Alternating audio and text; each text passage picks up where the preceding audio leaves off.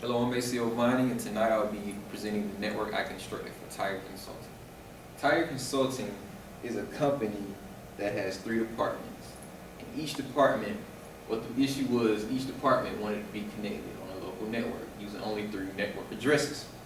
So how I accomplished this, I created 8 subnets using only the 3 network addresses. Each had a /27 address, and all the networks on the network are Class C networks.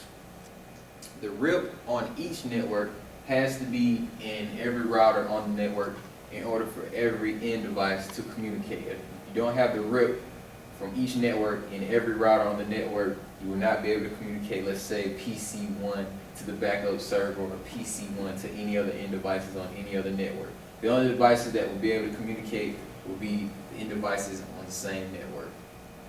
Also, the end device has to be on the same subnet to communicate. Also, the default gateway has to be the same throughout the whole network in order for, let's say, the default gateway for these will be the same, but the default gateway for this will be different.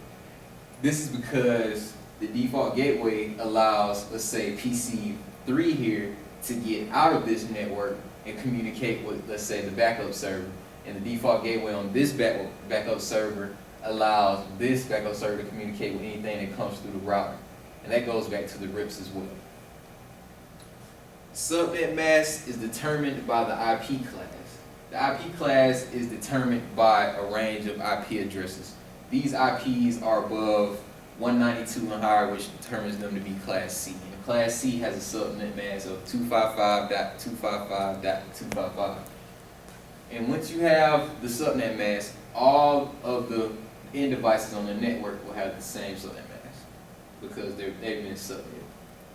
Here on a packet tracer, you see the green dots.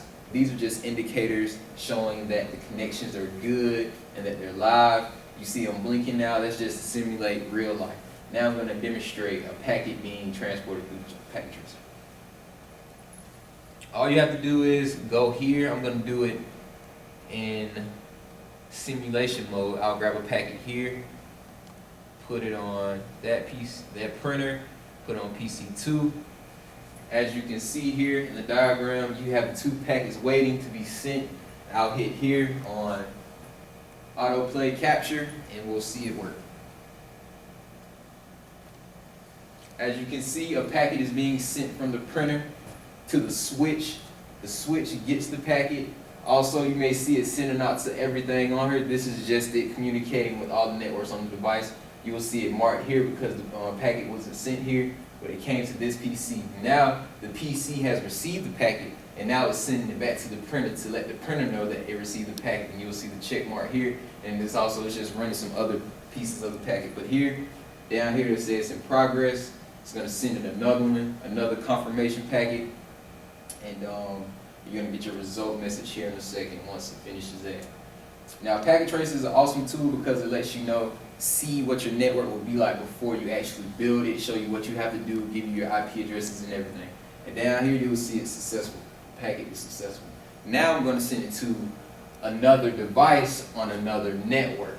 This time I'm just going to do it in real time for the sake of time. Go here on real time. So you grab a packet, put it on PC1, and then put it on the backup server. Initially, the packet status is going to be failed.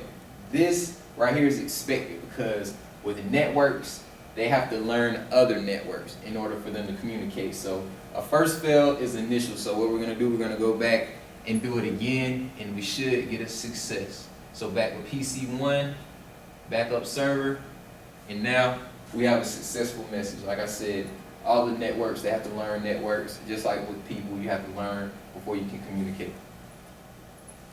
Another really neat thing is when dealing with networks, you have to use different types of cabling in order for networks to work because different cabling allows different speeds. The solid cable here, that's just the copper straight through cable. That's your default Ethernet cable that we all use when we're going to just use like basic connections, like when you want to connect your PC to a network. This wire here is actually a copper crossover wire.